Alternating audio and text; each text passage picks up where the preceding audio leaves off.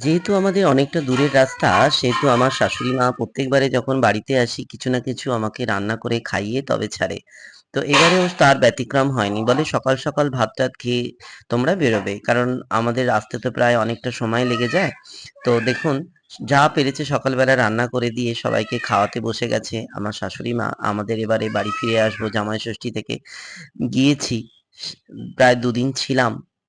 এবারে চলে আসবো বলে সবাইকে যা পারছি একটু খাইয়ে-দাইয়ে দিচ্ছে। আমার মেয়েকেও খাওয়াচ্ছে সীমা।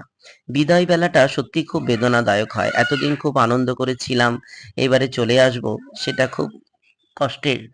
তো সবারই মনটা খারাপ হয়ে গেছে। সীমা বসে আছে, মা বসে আছে। এবার টোটো আসবে আমাদেরকে নিয়ে ক্যানিং স্টেশনে যাবে। তো আমরাও রেডি হয়ে বসে আছি। চলে আসবো। আমার পুচকি সোনাটা দেখুন কেমন বসে আছে। ওরও মনে খুব খারাপ লাগছে। এতদিন দিদার কাছে ছিল, দাদুর কাছে ছিল, আনন্দ করছিল। সারা উঠোন পুরো চষে বেড়াচ্ছিল। এবারে ও বাড়ি আসবে। নমস্কার।